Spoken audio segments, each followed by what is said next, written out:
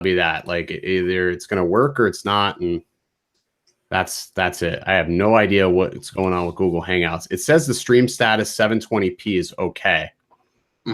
Like, let me just run a speed test on my internet here.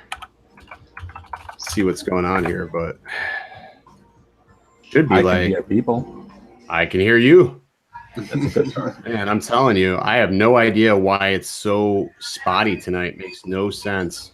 I'm kind of wondering if it could be because I'm using my phone. I don't think so.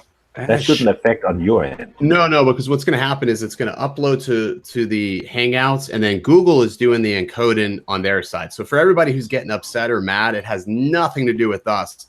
Our upload speeds are mine are fine. I'm at 35 megabits up, which is plenty. I'm up, so it's nothing on our end. I'm watching it through YouTube right now just to kind of monitor it, and it looks fine.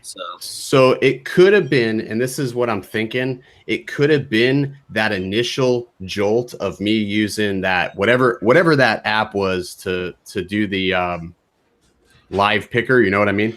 Yeah. That could have did it. That could have did it. But anyways, we're back on air finally. Hopefully everybody's able to see this. We've got Bo Lorentzen with us. Bo, your channel is FPV Guy. Is that what the deal is? Well, it's actually on YouTube. It's youtube.com/BoPhoto. Okay, Bo Photo. But if you look up FPV Guy, you're gonna find me anyway. Yep, I've noticed that. So we had a little bit of a sidebar conversation while we were offline trying to work through these issues. Bo and I were talking about our unboxing practices and everything, and sort of how when we first unboxed these drones, we're sort of like, a little fragile with them in a sense. Please don't crash on the first flight. That's such a good thing. Exactly. So what's your initial flight impressions now? So how many flights have you logged with this, Bo? Four.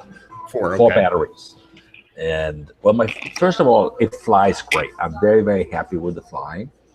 I am less happy with the battery. I'm getting about 16. I did a flight today. It just balls out, wild stick, full hardcore climb, then let it drop down, climb again, full forward stick. And I got 16, 17 minutes. Really? That's not 30. What's your speed you're getting? Because I'm seeing a wild variation right now on this firmware. I'm not seeing as much speed as I had hoped, but I have had it up to north of 20 minutes, which is good. Okay. And honestly, I'm not really expecting more than that, but that was flying very conservatively. Okay, interesting. So I went out today and I flew it this evening because I was sort of disappointed with some of the range tests I was getting. My first range test, it was getting video interference, and I was sort of like, why? I'm like, I can still see the drone. I brought it back. Just wanted to check it out. The second one I went out, and granted I had some trees in front of me, it wasn't a thick layer of foliage. I brought it up to about 250 feet and I lost connection at 2,600 feet. That seems odd. Yeah, no, it did seem odd. Now Andrew said maybe my antenna paddles were facing, improperly. Could have had something to do with it. I don't think so. I mean, I'm always saying this. I'm just going to repeat it. The antenna's got to be vertical. So today I took my antennas and I had them in the 45 like you had there, but facing straight down, like down at a 45. Unless that's probably not going to work well because you tend to hold the radio a little bit like this. Yeah. So you will get them kind of like that, pointing towards the aircraft. So it was 40. It was 45. I had them on it almost like a 45 a little bit. You basically want to kind of look at the antennas and you want to make sure that they're straight up and down. Because that way they project the most signal out. So they should be straight 90 degrees to where your aircraft is, and you're going to get the best connection. Gotcha. It was weird. He gave me two options. So this is because I was going back and forth with Andrew about it, just trying to sort of determine, like, is it something I'm doing? If it's something I'm doing, let me know. So this is what he showed me. He showed me basically what you showed me here. Yes. This is option number one. And then he showed me this, which he said he's had really good results with, which was like this. Being it's not really a patch directed antenna, I don't think he's gone that far out with that. And I never, that's just he my never guess. confirmed. He never confirmed how far he went. So today, I could have probably pushed it farther than I did. I went out. It was like 1.6, 1.7 miles, give or take. Oh, you've done way better than I did. I started losing signal at about a little over a kilometer. Really? So I was losing video. So I haven't been out to a mile yet. See, I hadn't lost any video. No video loss. No. It was saying it was video signal was getting weak. Right. It was the error I was getting. Man. So see, the problem is like there's so many different issues. And then I saw there's a gentleman by the name of Ron. He has one, and he was flying it. He's out there in Seattle somewhere, and he flew it out. And I think he did 3.5 miles, maybe 4. I could be mistaken. Honestly, that's good. But I mean, that's fantastic. Let's hurry up really quickly and make clear all the units we are working on and playing with here are pre-production. Right. They're shipping before the main ship. So while I'm convinced this is shipping hardware, the firmware that's on here is without a doubt not final. Oh no, there's missing features. There's missing so features a lot of the stuff we're picking on is stuff that's got to be dialed in. We're just lucky getting to play with a rough version of the final product. Yeah. So I just always like to point that out when we are picking on something. So right, and that's what I want to get across to too. And I've been saying it in every video is that this is pre-release firmware. I haven't seen another finalized firmware. I also have only been able to test it on an Android device. As far as that goes, I usually fly with iOS devices, so it's sporadic, but it's not bad. Like everybody's getting varying differences as far as what's happening. But another thing that people need to keep in mind is we are all in different regions. You're in what, California, is it, Bo? California. So you're in California. Ron's up there in Seattle. I'm out here in Florida, and probably one of the more flatter portions of the world. So it's all going to be different. I didn't get better results until I basically went out by the water and riskily flew it out over the water. There was no interference there, and I was about 348 feet up today when I took off with my test. But I think as far as I'm concerned, the camera has been very, very impressive. It has. And it has tested very well. Honestly, it has tested for me similarly to my private Phantom 4 Pro. So I'm very happy with the camera. I sure hope they fix the horizon issue. You know what? I didn't even know that. When I was first, thank you, Lawrence. Thank you very much. I was watching your unboxing, and what I did was when I first unboxed it, let me grab it. When I first unboxed it, I saw the lens system here, and I was looking at it. And if you look at the lens, when the drone is off, you can see it always rolls to the side. Right. And I sort of thought to myself, I'm like, well, wouldn't that be interesting if we could take a portrait photo with it, if they could have rolled that lens up to take a portrait? And that's what I thought it was initially doing. It didn't even occur to me that that was actually another axis that was stabilizing the footage. It didn't, it didn't even roll is built into the barrel. Yeah, it's very interesting. The gimbal is very, very robust, like super like durable in a sense. I've not seen one quite like this. I've been impressed with the gimbal system. Yeah, I guess so. So Lawrence wants to know that what the $1 million question is, and that is it a Mavic Pro killer? And what happens if DJI tries to drop the Mavic Pro 2 or Phantom 5 with the Evo? So we all know about the upcoming event from DJI, and I'm guessing that they're probably going to unveil their Mavic Pro 2. I don't really know what else they have to come out with. I've said this a couple of times before, and I talked to someone from DJI, and usually whenever they have an event over in New York, it's going to be a consumer-based drone because we saw the Spark and the Mavic Pro released there. And then if we look at releases from, and also the Mavic Air. Now, if we look at releases from Los Angeles, that's where they release all of their cinema drones, like the Phantom 4 Pro and the Inspire 2. So it looks like it's going to be more of like a consumer-based drone hinting at a Mavic Pro 2. But we have to realize that the Autel Evo is like just starting to compete with the Mavic Pro, which came out 2 years ago. So I don't know. They seem a little bit behind the ball. So let's think about this. And everybody wants to, and everybody is dying for us to compare this drone against the Mavic Pro. I personally feel like from a video standpoint, from a quality standpoint, the Mavic Air stacks up to it. And people may disagree, but I look at the write speeds of the megabits, 100 megabits versus 100 megabits. Yep. The 4K, the HDR is a little bit better. Not video, but photo is a little bit better on the Mavic Air. I don't think the sensor on the Mavic Pro right now can compete with the Evo. I don't think it even can compete with something like the Spark. I think the Spark takes better photos and videos. I just think the Mavic Pro's camera is not good. Yeah, I'll agree with that. The Mavic Pro camera was never good. It's junk. So the first Mavic Pro that I got was totally out of focus, and the next one that I got still had that weird orange tint overlaid. And I've made it work. I've tried to color correct around it, but there's really I just think that it was kind of like DJI kind of chalked it up. I know that they kind of had some production issues. I'm not sure if that's what they. The really interesting thing here is that the Mavic Pro has been kind of a standard for 2 years. It's a 2-year-old sensor, and if you take a break and just whip out your iPhone from 2 or 3 years ago and compare it to an iPhone 8, and if you don't see a difference, then you should definitely stick to the Mavic Pro. That is a great analogy.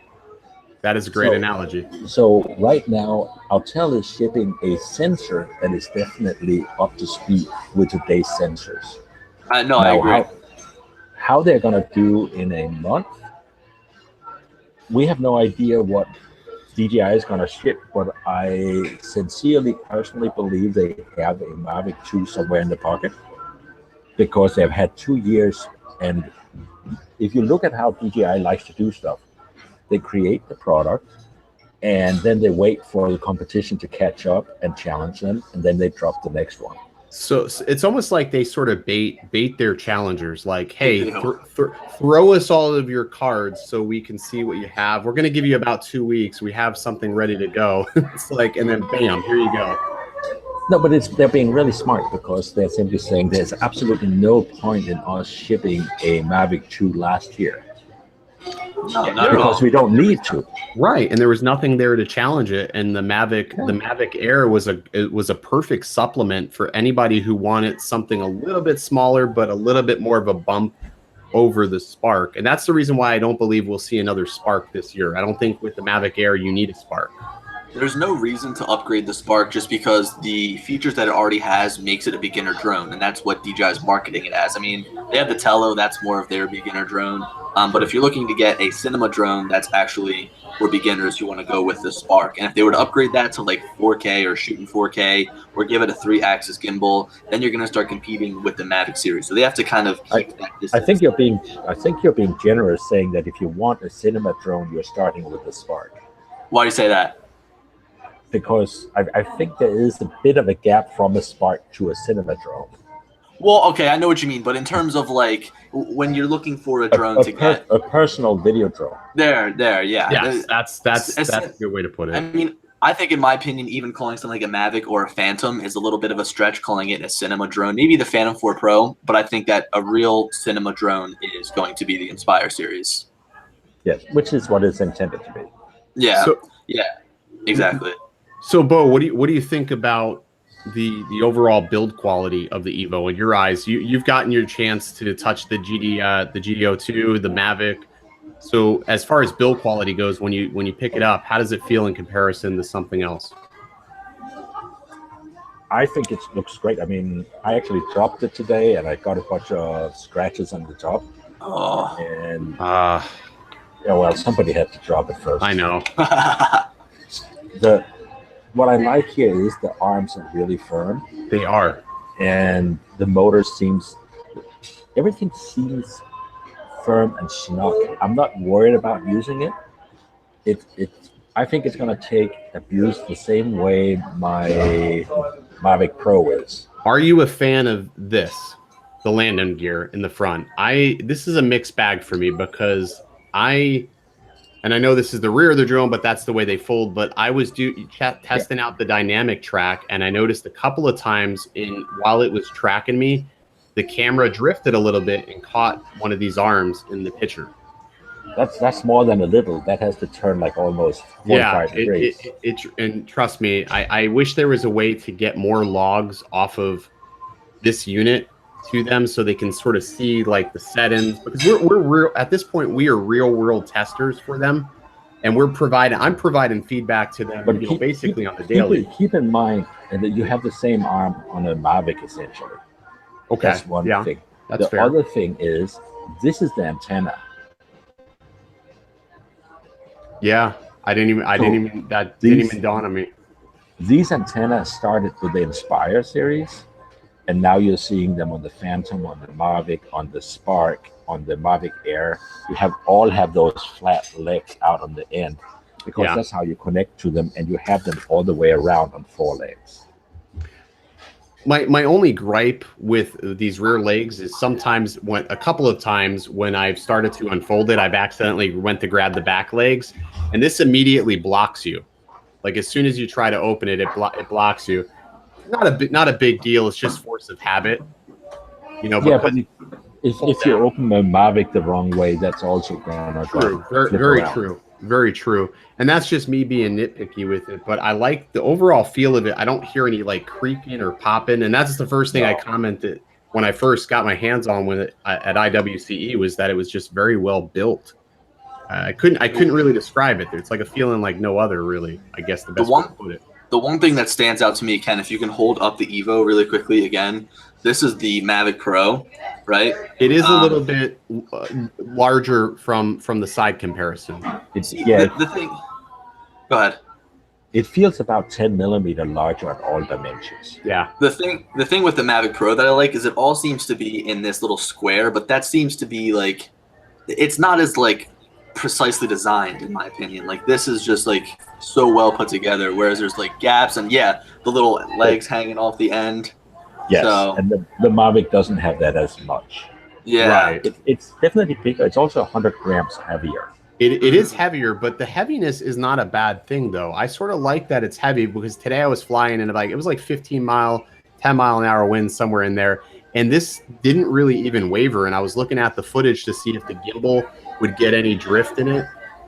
And people will argue about the tilt, but tilt aside, the footage was very, very steady, and I was jerking it all around, and I was really impressed with how steady the footage looked. When I played it back on the computer, it was smooth, it was crisp.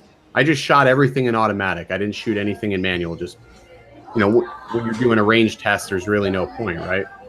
The thing with the Mavic Pros, anytime you try to open it, and I've noticed this since day one, it has like a little bit of a creak, just ever so slightly. Yeah, you can hear it creaking.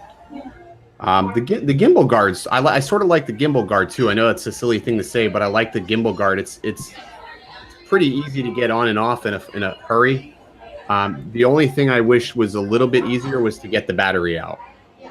I felt like the battery's a little strange, but I think Ken and Billy, I think we all agree the camera is great. They need to work on the range, and they need to work on the horizon. Yeah, I mean, those two things just needs to get dialed in. But Billy, you're sitting there looking at the feet. Is there any questions we should be trying to answer? Yeah, I am looking through. I'm trying to keep an eye on it. Honestly, a lot of people are making this comparison between the Mavic Pro and the Mavic Pro 2. A lot of people are saying, Todd said that nothing competes right now with the Phantom 4 Pro. And while that might be true, we have a camera on the Evo that almost looks like the Phantom 4 Pro. So in terms of camera, maybe it doesn't compete, like specs on paper, but I think that when you look at it, it still looks great. And I think what people need to keep in mind too is the price of this. The starting price of this right out of the gate is $999. Now, is Autel going to keep it at $999 forever? If we look back and look at the X-Star, took a pretty solid price difference cut. Shortly after release, they ran a special on it, so I can see it going, $899 very, eventually at some point that later on this year. So, but even at $999, there is a lot of value in the product. Yeah. So, and then $999 is pretty solid. Adam just asked what the comparison is in terms of price. So the Mavic Pro right now is $999. But I've seen this drop in the 700s, and you can even Sure. pick up some refurbished units for sub $800. So you can always find a good deal on the Mavic Pro. The Evo again is $999, same price. And then if you're looking to upgrade to that Phantom series, it's going to be around $1,400 or $1,499 for the model without the screen. Somebody is saying in the chat, some people on YouTube are complaining, saying $999 is way too expensive. Why is $999 way too expensive? Is it $999 too expensive because they're unfamiliar with the brand? Yeah, that's what it could be. Or is it $999 too expensive for the size, the battery, what you're getting with the components? I personally feel like there was value. I was a little disappointed there wasn't a case with it, but I understand they didn't include the case to try to keep the price adequate. Oh, stop moaning about that case. Damn it, Bo! I wanted a case, Bo. I know. But I did say I wouldn't even use it. I did say I wouldn't use it even if they gave it. So it's a mute point for me. But there are some that now you're being difficult. You know, I did that to my mom. I'm not even gonna eat it if you give it to me. I won't want that cookie. I'm a difficult person. So he says, what about the Anafi as a comparison to the Evo? That's a little tougher comparison, Yeah. I think. Just because the Anafi it's such an interesting drone in itself. And I don't mean to get off of topic here, but I think the Anafi is just sort of a one-off interesting drone all on its own. Well, I think I should. This is a good time to.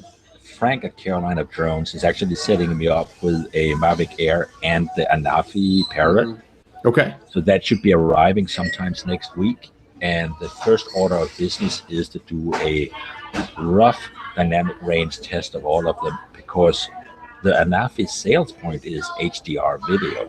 Right. And the gimbal. The gimbal's big.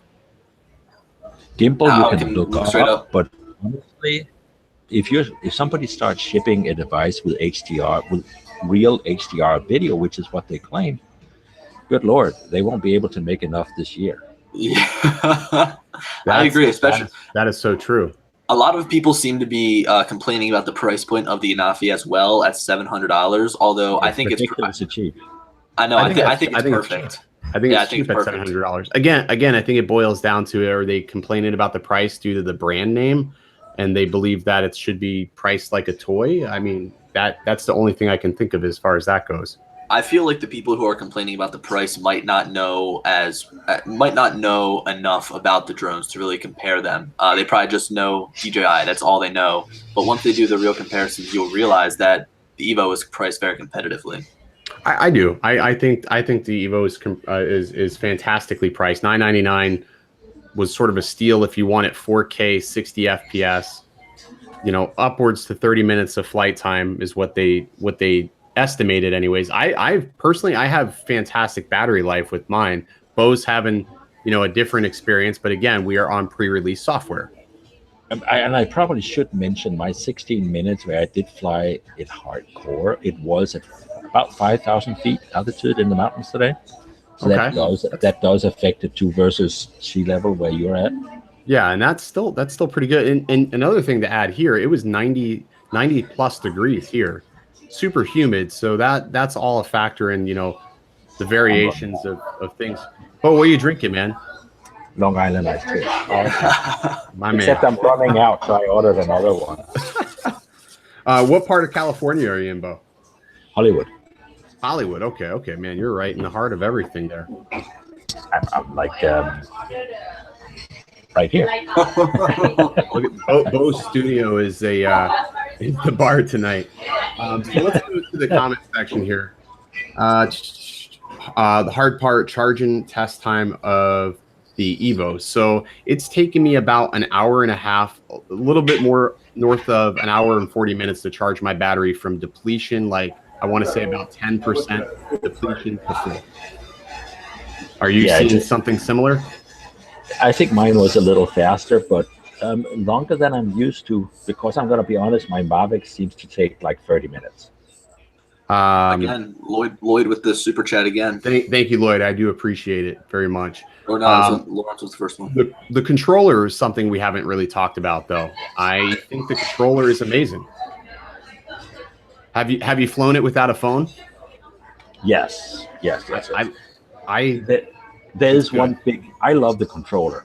My biggest gripe is you just cannot avoid pushing these buttons. I mean, they need like a little ring around them too, so you don't get into them all the time, because the weight of this controller sits on your fingers, and this button is right where your fingers are. So I keep going beep, beep, beep. Yes, but what do the AB buttons? What are they actually doing? I don't see anywhere where I can program them. Am I missing something? Yes. Well, you obviously are. Okay. Enlighten me. A button is being used to set the center of your object fly around. Okay. Yeah, so that's got. So you fly over the thing you want to set the center, you press the A button, and you go on to the next page of the window, and then you back out, and then you proceed to yaw sideways to start flying. Or roll sideways. See, I'm used to the function buttons like with DJI. I have it to where I can flip my gimbal straight down or have it roll up. So I use the functions to even like dial through some of the settings on the camera. I'm really impressed that there really isn't a very limited amount of things that you can do without the phone. You can really scroll through a lot of the settings without a phone.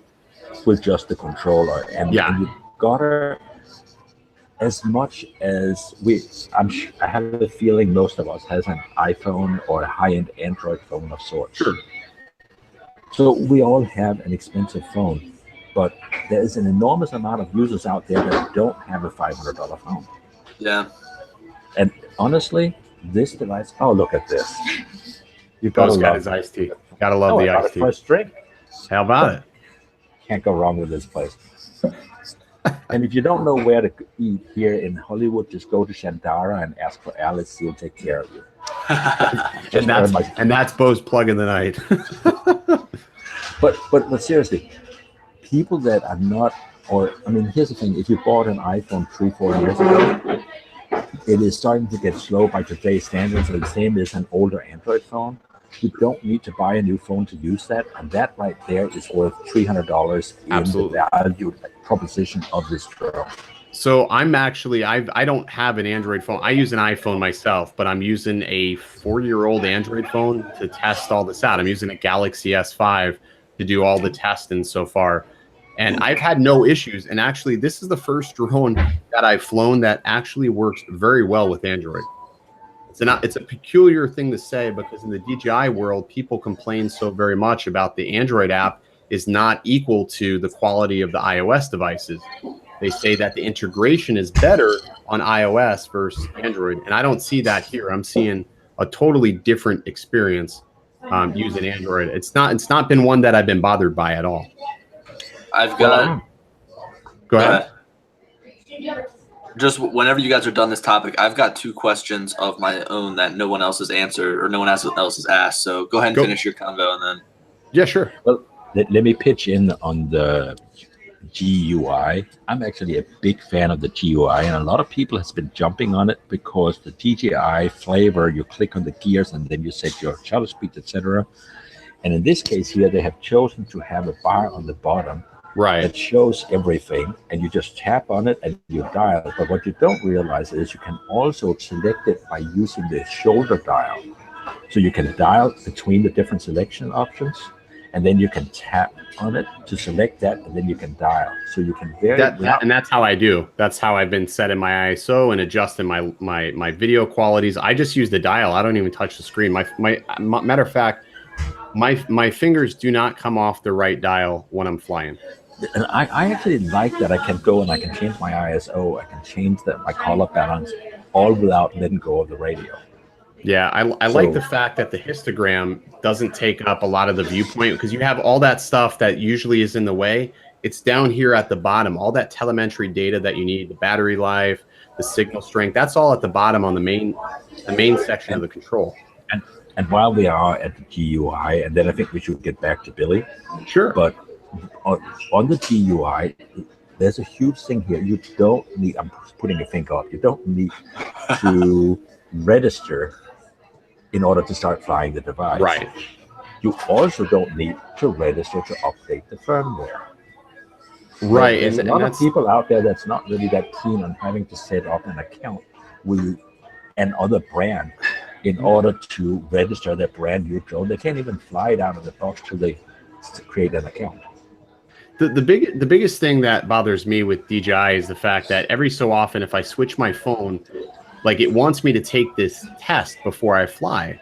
Now I don't mind taking the test, but it's always happening at the most inopportune time. I have to sit here and zip through these 8 or 9 questions, and I've gotten so good at it now. I've memorized the test because I've taken it so much. But that's annoying. But I agree. I don't want to have to register an email. I don't want to be tracked. I don't want people to know where I'm flying. As long as I'm abiding by the laws, I don't nothing else should really matter. Well, But Billy, go ahead. You had some questions? Billy. Yeah, so first of all, I do have to say about UI throughout the app, the Parrot Anafi, the app that it uses, looks awesome, top notch. I didn't get to see much of it, and it was in French when I saw it, but just the way it's laid out, everything, as you guys said, is along the bottom. You can easily reach up with your thumbs and control everything, so I like that a lot. Now, one question I had is, what is the remote battery life like?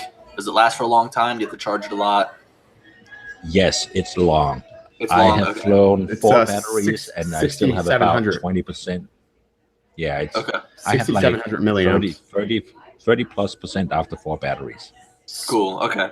So according to Autel, it's good for up to 12 hours of continuous use. Mhm. And Like, I know that. Go ahead, Bo. I'm just saying, wow. Yeah, it's crazy. And what people don't realize is that there's like a whole processor and fan inside of this controller. You can talk about that. Yeah. So today, while I was filming, I was using the phone to record my audio, and you can actually hear the fan as it got hotter and hotter. Because I mean, 95 degrees out, that's hot. So this thing is just spinning up, and the fan is going as fast as it can. You can feel the air coming out of the controller. It's pretty cool. I imagine it would be better in the winter.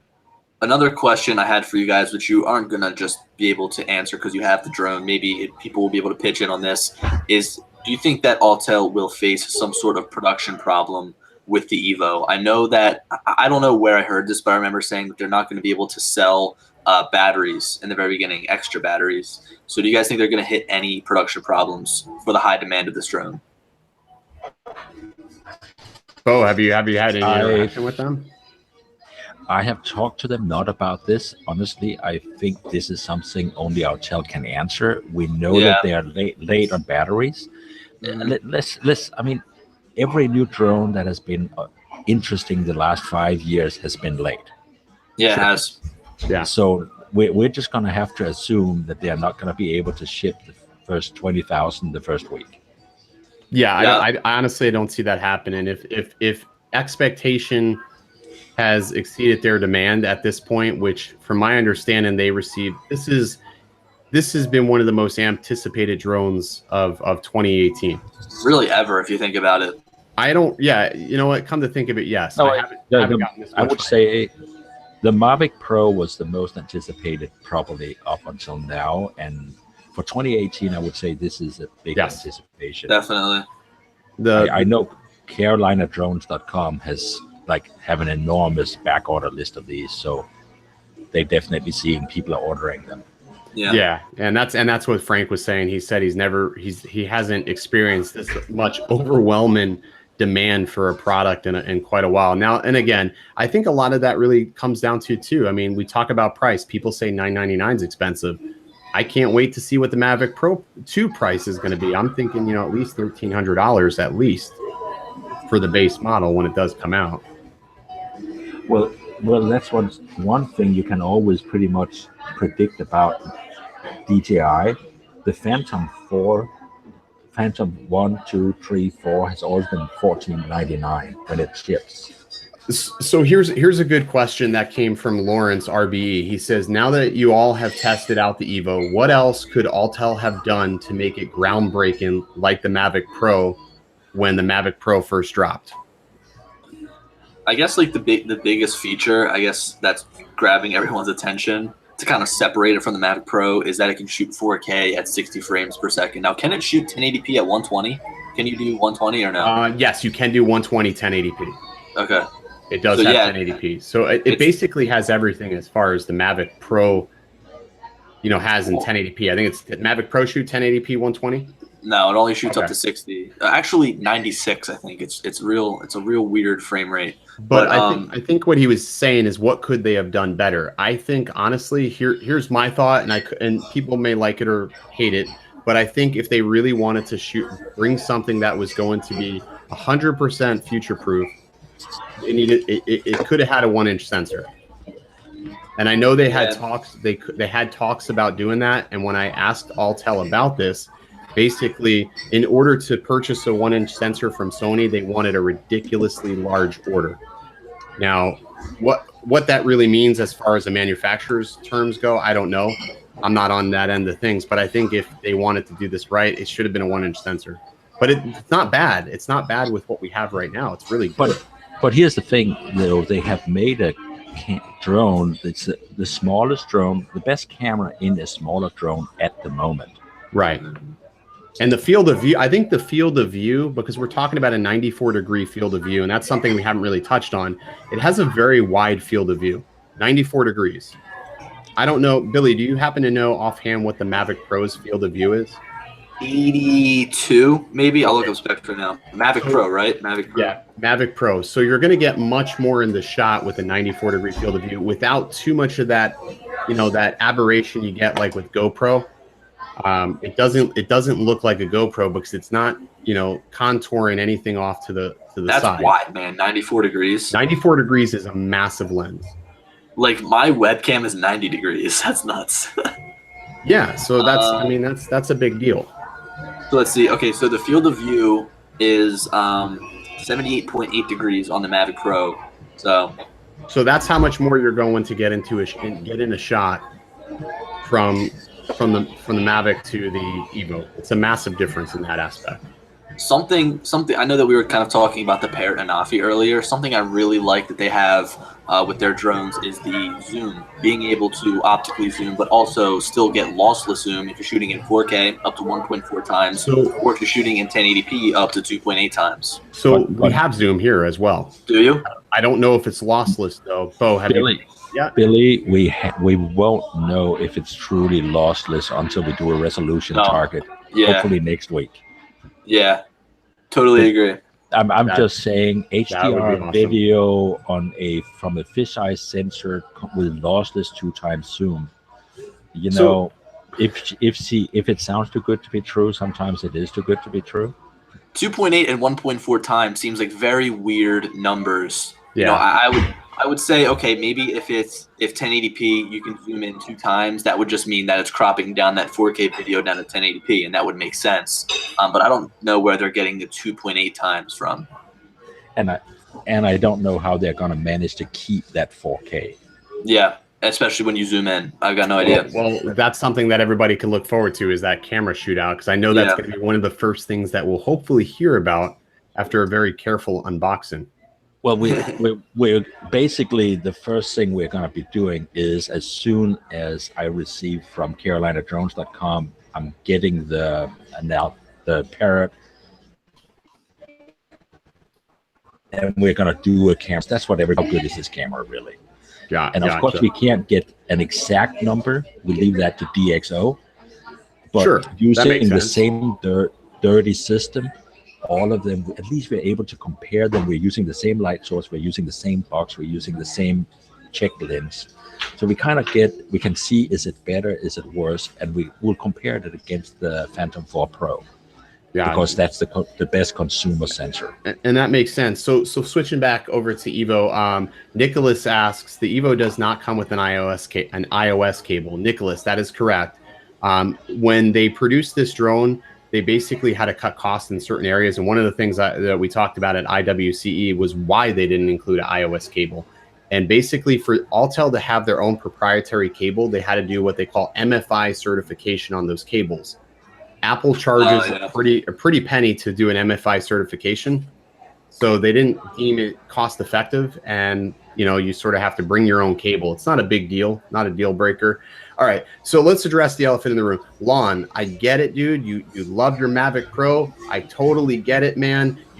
don't like the wider field of view, but a lot of people like a wider field of view on a drone because it can sort of compensate for having a smaller sensor on the drone. I get it. There's a lot of DJI fans in here that are just very upset that this thing sort of is stealing some thunder there. I get that. DJI fans don't need to compensate for smaller stuff. I do. Oh, I'm in. So here's the deal, and I'll go on the record saying this. This only has to pull out enough to beat you. You ever hear that saying? Well, okay, so here's the thing is I personally like a wider field of view. In fact, today I was doing a camera test between the Spark, Mavic Pro, Mavic Air, Phantom 4 Pro, and I'm going to do like a blind test. That'll be later. But I love the wider field of view on the Phantom 4 Pro just because you don't have to fly as high to get like straight down photos, for example. Right. So sometimes you can't fit a certain image into the frame and you only have that 400-foot limit. So if you go up 400 feet and you look straight down, you're going to be able to fit more into the shot. So I think, in my opinion, it's probably better. And I think the wider field of view is sort of the reason we're seeing a little bit of the prop shots too. A little bit. I saw Sean Cannell posted a video. Guys, we're missing the prop shot is also because most of us, if you use the ND filter, as soon as they start shipping, you're going to see the props are going to just wash out and disappear as soon as you get an ND filter on there.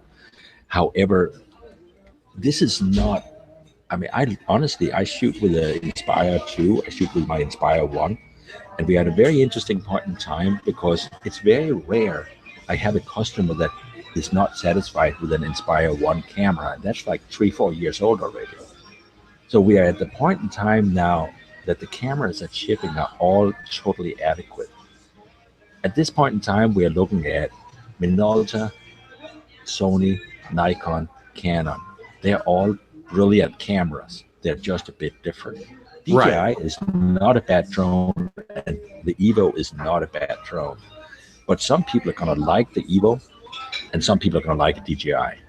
Right, exactly, and that's really what it boils down to. It's what your brand preference is. If you're comfortable with DJI, and it's no different than phones. You have people that are using an iPhone, and then you have people that use an Android, and that's what their personal preference is for whatever it is they use. It's really no different. But at the end of the day, I think we can all agree this is not something that we're using 24/7. This is something that we're flying maybe an hour, 2 hours out of our day, unless we're in the profession. We're blessed enough to sit here and fly drones all day. But that's interesting though that you're using the Inspire 1 to still fly, and people are just they love that image. Well, I mean, realistically speaking, the X5 camera is a good camera. Sure. But the other thing, though, I do want to bring up because I don't have a Android phone. So where'd you get that? Well, that was what I was going to mention. That came from CarolinaDrones.com from Frank. It's a hook, and he's including a hook to your size tablet up to an iPad mini at no cost with all his orders. Wow. That's gonna make a lot of people happy when they're buying it, because that's one of the biggest questions I saw was, can it fit an iPad mini? And with that, I saw that when you were doing the unboxing. I meant to ask you about that, but I like that. That is awesome. Yeah, so, and Frank is having that. He's tossing one of these in all the boxes up to the size of an iPad mini. You do need to know what size tablet you're using, if it's an odd size. And I'm sure there's an option to put that in there. Yeah. So just to reiterate what Bo's saying is, if you put your pre-order in, you order your Autel Evo with Carolina Drones, that Frank is going to give you an additional tablet mount to be able to mount your iPad mini. And obviously you just heard what he said. He's going to ask what size tablet you have. So make sure you communicate that to him when you're placing your order. I mean, it's those things probably, I'm sure at some point he'll have them on the website. They're probably going to go for what, $10, $15, I'd imagine. I imagine. So cool way to save a couple of bucks. Yeah, right now he is busy creating a big box of them for the shipping, so we all hope it's going to start next week. That's awesome. That is really awesome that he's doing that. So you got 4 flights logged with this. I did notice, again, we're using pre-release firmware. Some of the things I just wanted to touch on, because somebody asked me, well, where is VR? Because that was something that they touted, and in the demos, yep, it's coming back. And then the sport mode, which is not included right now, but is coming back with the finalized software. somebody had asked, well, why is it beta if they're releasing here? In software, things can be beta all the way up until the day it actually releases the product. That is totally normal. That is absolutely normal. I mean, we the funny thing is everybody's backing on how this is not meeting DJI right now. But the truth of the matter, have you ever followed the threads in the DJI forum when they release a new product? Everybody's complaining about the software. Right. I mean, I look at like the Mavic Air. When I first got it, it had a tremendous shake. I think, Billy, did you have the shake with your Mavic Air too? Yeah, it was bad. I went up to see Jack up in Minneapolis where it was like really cold. And this was when I didn't know about the shake problem. I didn't know why it was happening. And I heard it start to shake and I saw it start to shake. And Jack was like, oh my God, why is it shaking? I was like, I don't know. But I mean, realistically speaking, they fixed it. Yep. Right. The Air is a brilliant little drone. And I fully expect the Evo to be fixed in terms of the horizon. Oh yeah. So people were commenting on some of the videos and they're like, oh, you should send that back to them. Maybe you got a defective unit. And I'm going to release the video of the flight test probably Wednesday or maybe Thursday, but it's not a defective unit by any means. It's all situational, and everything that I do could change the outcome of any test. And again, anything we're testing is not scientific. When Autel develops any one of these drones, or maybe a new drone going forward, they run it through testing that is far more scientific than anything we're doing. We're sort of just flying it basically how any everyday individual would fly. So the unit's definitely not defective, and the horizon tilt, no doubt, will be rectified with software. I actually have a 1.5 gigabyte zip file that I'm going to put up on my blog at fpvguy.com later tonight. So I'll put a link there. It's a Dropbox. You can download it. It's already in the Autel group, and you can go download it. It's just a long push, and it gives you a very good idea of how the camera behaves. It's fpvguy.com, right, Bo? Yeah. All right, so I'm putting that in there in the chat. So if you guys want to check out Bo's website, fpvguy.com, make sure you go ahead, check it out if you're interested in seeing that long push. So Lon says, I know I sound like a fanboy, but that is not my point of view. DJI could have easily had a wider field of view. In the Mavic, they chose not to. It makes sense to me from my experience with wider field of views. The deal is this, you know, and I could be wrong. I mean, you know, some people will like the wide field of view, some people won't. But I agree. I actually agree with, was that Frank? No, that's Lon. He's out here in the chat. He's talking about the field of view. No, but I got to tell you, I agree. I like a tighter shot. Yeah. Because it's not that fisheye. But here's the advantage. We are shooting 4K. There's nothing that's keeping us from shooting 4K or 2.8K and to throw a bit of a crop on it later. And if you look in the app, you can zoom. We have zoom on the Evo. I haven't personally tested it. I don't know if you've tested it, but there is zoom. I don't like digital zoom. I haven't tried it to see, you know, how much quality it actually loses, but it's there if somebody wanted to use it. I haven't personally messed with it. Yeah, but that really only works for 1080p. Yeah, and I've been filming a lot in 1080p because it seems like the 4K files on this thing are just, they seem massive to me. Well, that's the point. They are supposed to be massive because you have got more data. Yeah, and for sure. And there's definitely a lot more data with it. The 100 megabits is definitely a fantastic improvement over, you know, what I've seen previously with the Mavic. Again, making another comparison. Just trying to scroll through the comments, taking a look at any other information. So we talked about the battery life. Again, in our conversation, the thing I want to stress to everyone, our conversation is pre-release. We are waiting on a firmware. Oh, you're on version 17, yes? With the software. There's a version? Yeah, I didn't know if you knew that or not. I have no idea. I'm on the version that came out of the box. So I was sitting there the one day and I was just going through, I had the drone on the desk, just sort of looking at everything, checking out the camera. And I went into the software version with the controller on, and it actually did a check, and it said, hey, do you want to install this version? And I said, yeah, I'll install it. Why not? It's got to be better than what's on here, right? It's newer. So I installed version 17. So I'm wondering if you install version 17 or if Ron installed version 17, because maybe that could be the lateral difference in what we're seeing as far as images. The versions, I'm sure revisions on firmware are moving so fast right now. I'm not sure what I'm on. Yeah, and I'm almost positive they are too. I haven't seen anything else. I checked it today just by the off chance they push something else, but I didn't see anything else push. My guess is by Friday we're going to see a new version of software. Without a doubt. That would be the absolute latest that I think they can push something to have it ready to roll. When do you say on Sunday? No, I think Friday we'll see software. Although I will tell you that the Autel team is absolutely working tirelessly. I was up at 3 a.m. the other night, and Andrew was messaging me. Now, mind you, he's in Seattle, which is 12 a.m. It was 3 a.m. on Saturday, and he was. And I said, dude, and I asked him. I said, "Are you overseas or something? Why are you up so late?" And he says, "We have been working around the clock to make sure everything is polished for the release date. Like, I mean, crossing the T's, dotting the I's type of thing." Well, I think awesome. There's a thing here. I'm eventually going to have to stop because they're going to want me to pay to rent my booth more eventually. But there's a couple of things I want to. You cannot forget, customer service is in Seattle. They speak American. This is very true. I mean, 7 days a week. So I can't say, me personally, I know, and people want to rag like with DJI, and I hate to go back and forth, but obviously they're the two Goliaths in the room right now is Autel and DJI, because Unique is doing their own thing, and they're sort of a unique company, right? So terribly unique company. A play on words, if you will. So many of my friends have been laid off. I think they renamed the place to Unixed.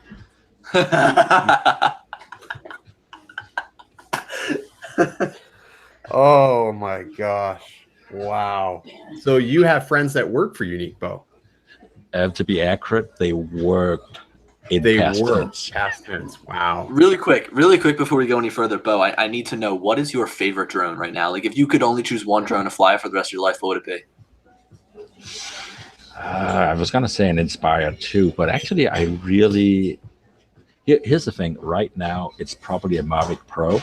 Okay. But that has been living under my passenger front seat for 2 years. Yeah. But the problem with the Mavic Pro is the camera has never been that good, and it has a funny dip in the dark end. And honestly, I flew the two side by side today, and that zip file I uploaded has video from my Mavic Pro and from the Autel from the same spot, 5 minutes apart. And the Autel is taking that spot now. I'm not saying I might change my mind in 3 months, but right now, for what fits under my passenger seat in the car, and it's the best camera I can fit under the seat, and I'll just leave it there whenever I want to fly it. It's there. Yeah, I've got you. So that's a good thing that's taking that spot. I mean, it's definitely a very capable drone. I'm very, very happy with it so far. I'm going to be traveling with this going forward. I'm coming from the Phantom 4 Advanced, and for me, I love the image from that, and that's sort of been my staple when I compare drones. I go back to the Phantom 4 Advanced. Hey, how's it going, 400 AGL? They're telling you to plug the bar again, Bo. They want you to plug the bar, man. Right. I just want to make sure everybody knows, when you're in Hollywood, go past Chandara on Larchmont Boulevard. I live around the corner, and just talk to Alice, and she'll make sure to take care of you. Best Long Island iced teas that you can get in Hollywood, guys. So I'm looking forward to the shootout that you're going to do, Bo, next week. I really am. I can't wait to see your thoughts on the Anafi. I like how analytical you are when you're looking at the camera. You're talking about the dynamic range. The thing that everybody needs to keep in mind is that we all have different perspectives how we look at a drone. There's no science to our test. There's no right or wrong way that you can review a unit. We review it how we see it and what's important to us. Bo, light, image, and dynamic range, pixel quality and depth are very important to him. So if that is your thing and you appreciate that and you haven't subscribed to Bo right now, I would definitely go check out his channel. He does a lot of other drones. It's not just all DJI. It's not just Autel. Just Walkera. If you're a fan of Walkera, he's got some pretty interesting videos on those as well.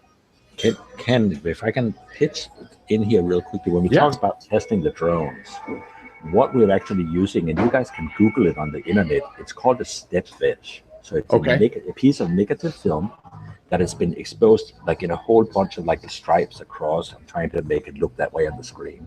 Gotcha. And it goes, every 3 stripes represents 1 exposure stop. It has a total of 36, I believe, or 40 stripes across.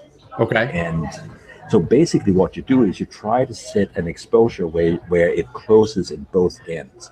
So you want bright white in one end and you want black in the other end.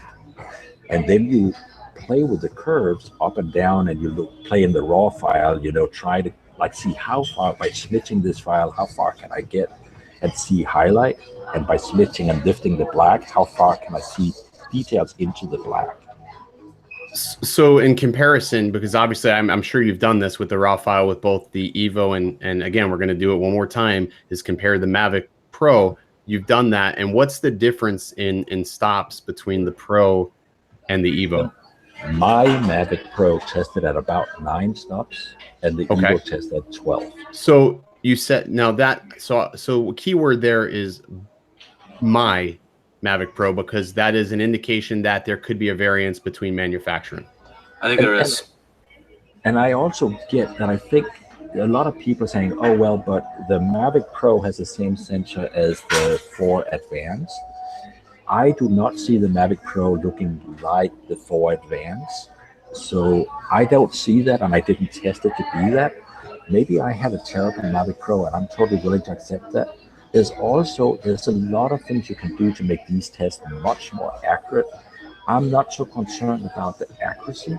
I'm more concerned about using the same test strip, the same test light on different sensors, so that we can just look at it and we can go, well, we know what a Phantom 4 Pro is. Where does this fall compared to a Phantom 4? Where does it fall compared to a Mavic? Gotcha. That's really what we're looking for, to find out. No, and that makes sense to me, and that's maybe something, Billy, that we can start looking into as we're testing things. And that's the beautiful thing about YouTube, is it's sort of an endless collaboration between minds collectively to understand how we can bring better information. Because at the end of the day, people are going to spend $1,000 either on this, or they're going to spend maybe more on the Mavic Pro 2, or maybe they say, hey, we'll just buy the Mavic Pro when the price reduces. So it's important that they understand what they're actually buying. Now, get real. There's going to be a Mavic 2 at some point. Sure, exactly. And it's going to be would be foolish to say anything otherwise. One of the things that people were flipping out about was the removal of 900 megahertz. And this will be the last thing we're going to really touch on, guys, because I don't want to keep Bo's time, and he can't keep drinking Long Island iced teas like this. This is, but you know about that. When I come out to California here in the next few months, I will definitely make sure I'm going to be messaging you. One We're empty. going to have to go here. Here's an empty. Here's a half left, so we're running out of time. 900 megahertz. What is your take on the removal of that from the drone? It did not get removed. So it's still there. It's physically still there. It's just suppressed. 900 megahertz is physically still in the handset and in the drone. However, in Europe and partially also in the US, it's a restricted bandwidth. And what Autel is saying is we are restricting 900 megahertz for emergency responders. What that really tells us is Autel is very serious about selling this to police departments, fire departments, search and rescue. That is the event in which I met them at. IWCE is the communications expo that EMS goes to, and that's where I actually met up with them. And that's what they were fielding, was basically everybody in the emergency response team. That's what they were fielding, and they were pitching that to them. I mean, I think it would be fantastic if that's their angle and that's what they want to go with. That's their niche. I wish them all the best in doing that. And when they crack, when they open up the 900 for the emergency responders, that means you're going to have miles of range downtown Los Angeles. So you're going to have a crystal clear signal. But if you're looking for the 900 megahertz box, give Frank at Carolina Drones a call, because he has been selling kits and boxes to fire departments and police departments. So for 900 megahertz to 900. No, but he sells to police departments. He sells to fire departments. So he's able to also accommodate them with the 900 megahertz packages. But you have to be affiliated with some form of law enforcement. I'm sure. Yes. But so it is doable if somebody wanted to do it, but the legalities of it are on your own responsibility at that time. No. I mean, the legality is if you are a fire department, if you're the air marshal at a major wildfire, you have the right to say we're going to use 900 megahertz. Right. Fly away. I'm specifically talking about somebody like a hobbyist thinking, hey, I want better penetration through the woods, or maybe, whatever it may be, trying to do this on their own. I mean, they would be using it at their own risk. Ken, I'm sure you're not as old as me, but a lot of us has been flying UHF signals, and I've been told not to do air quotes, but a lot of us have been flying UHF signals with long wavelength control boxes that would get us like 20 miles, 30 mile ranges. I mean, I don't know about anybody that might ever have flown this far, of course, but sure, for some strange reason, we happen to own the hardware. But right. You have to be a ham registered user. You have to be a legit ham user to own this hardware. Gotcha. And this is a really important thing. So a lot of the hardware out there that is being used in RC requires you to be ham or hobby. What is that? Amateur radio. Yeah. Gotcha. So that's basically whereas the 2.4 frequency and the 72 megahertz is RC frequencies, and they're totally legit for that. Gotcha. That makes good sense. But if you have a police badge or a fire marshal badge sitting right here, guess what? You're automatically authorized to operate 900 megahertz equipment. Grandfathered into that, so that's good to know. So that was my suspicion on it, is that it's just suppressed via software, that it's something that could be unlocked if it was needed. And there are some 900 megahertz spectrums that is also available to other users. I'm not exactly sure which ones they are, and I'm assuming the ones that Autel is using is specific for law enforcement. And that's what Lon is saying, that there's a website, the FCC website actually lists the spectrums of 900 megahertz that I guess would be available to maybe a hobbyist if that's something that they wanted to do. Just scrolling through the comments here. But that's all good information. I'm excited. So the 25th is the release. I would again, and again, we've mentioned Carolina drones quite a few times, and that's only because I've had a personal experience. Bo's had a personal experience with Frank. So we sort of like dealing with him. It's a personal experience every time you do purchase from him. So Frank really takes his customers incredibly serious. He takes it serious, because he'll go as far as to text you and make sure everything's okay, and it's just a personal experience every time, and that's the good thing. And I'm just gonna hold this up. My laptop is running out of power, so I'm gonna sign off. But remember, thanks for joining us, man. Yeah, thanks, Bo. Frank is tossing in the little extenders here at no charge in all the orders he's been shipping out here the next couple of weeks. So if you haven't gotten an order in yet, check out Frank at carolinadrones.com. He'll take care of you. And he's tossing in one of these so you can use your iPad mini or similar size tablet with the controller. So with that, I'm at 12.5%. Bo, I'll let you go ahead and sign off, man. And if I'm out in California, I'm gonna message you, man. I gotta fly with you. I definitely gotta meet you in person, because you're top notch, man. I really appreciate you coming on the stream tonight. Looking forward to seeing you, and we'll bring up. I've got a big drone with a 30-time optical zoom. You might enjoy that. Oh man! If I'm out there, man, let's hook up. Sounds good. See you later then. Thanks, guys. So Billy, just a little bit of housekeeping tonight. I know we're not really used to streaming with Google Hangouts, but it's not bad. Okay, so the first time was pretty rough, but it was rough. Dude, they can make this experience with Google Hangouts so much better. There's a lot of untapped potential, because what's happening is none of the encoding is happening on our machines, which you can stream from a laptop with very minimal power. Or an iPhone or anything if you want. Right, exactly. So there is a lot of untapped potential. So Rick Halber won the DJI Rise Tello, and he has opted that he wants us to find a Boys and Girls Club or somebody who needs a first-time drone that can't afford one. So that's what we're going to do. Rick already has one. So Rick, thank you so much for being just a good human being. That is it's awesome. A little bit of housekeeping while I have everybody on the stream here. I want to thank everybody for all the positive comments. I know a lot of times we get so bent out of shape about the negative comments, but you guys got to realize some of these comments that we get are like daggers to the heart. It really sucks the wind out of our sails for motivation.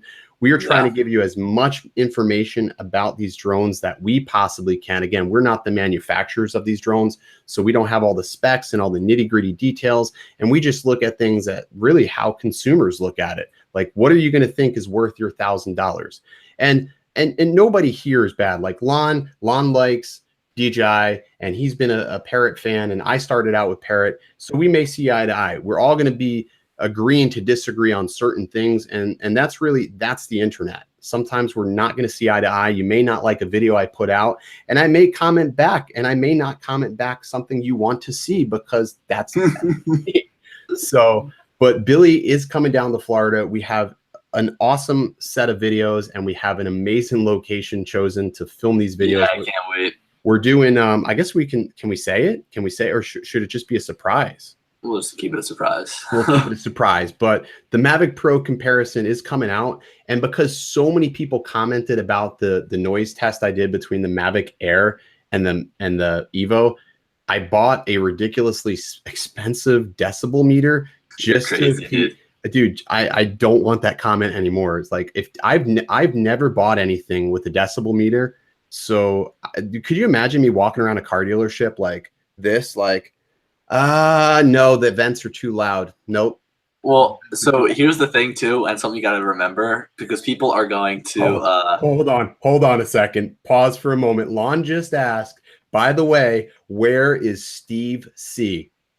Ladies and gentlemen, Steve C, who I won't complete his full name, and it's not Steve Carpenter, because I like Steve Carpenter. He's a great guy. But Steve C has been a pain in my butt all week long. He thinks I'm sponsored by Autel. Not true. I promise nobody can buy me.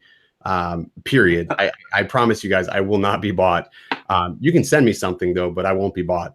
But Steve has been commenting religiously, crucifying me for every single test I've done, claiming I'm not being fair, I'm being biased. I just want to make it clear to everybody, I am very unbiased on everything, and I really don't have a favorite one way or the other. I really like Autel a lot.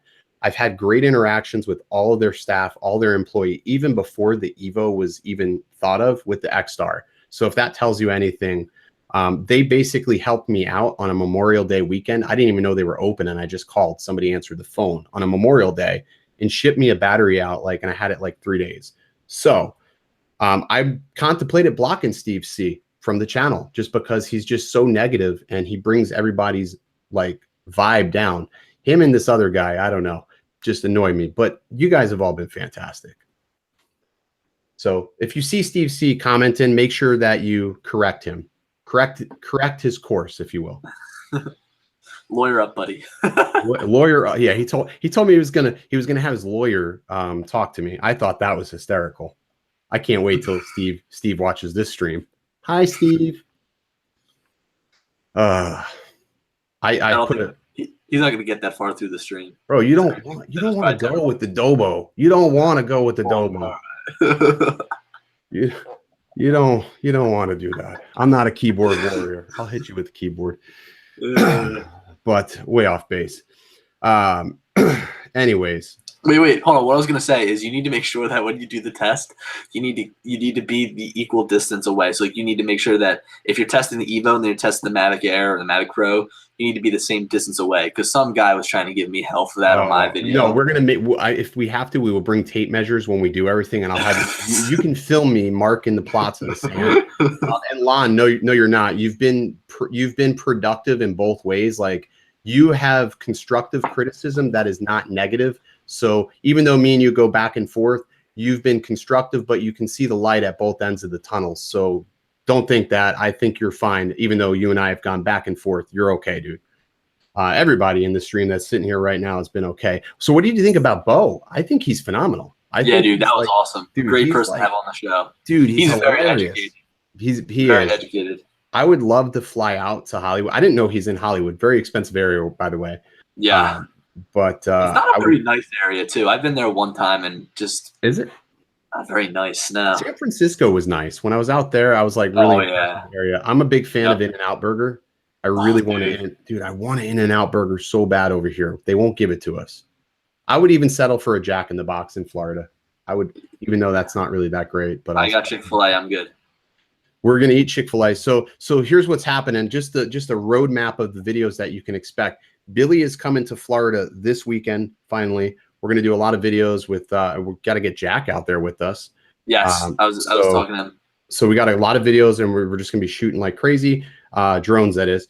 And then on July 17th, I am flying up to Philadelphia. I'm gonna be staying with Billy. We're going to be doing some flying. Hopefully, we'll get to do some Stacks videos. I want to fly at that spot with that abandoned Stacks, dude. Stacks. And as long as you don't mind walking a little bit, we can go to a place that's got some really good places. Dude, I don't mind walking. I don't mind walking, but I just want good footage. Hopefully, by then, Frank will have batteries in stock, and I can get another battery for this drone. Yeah, see, that sucks. So I've got a little charger where you can plug like an outlet into, like an AC outlet. So, oh, dude, that'd be awesome. That'd be awesome. I'm gonna bring it down just because I don't use it much, so you can make use of it. Dude, that would be perfect.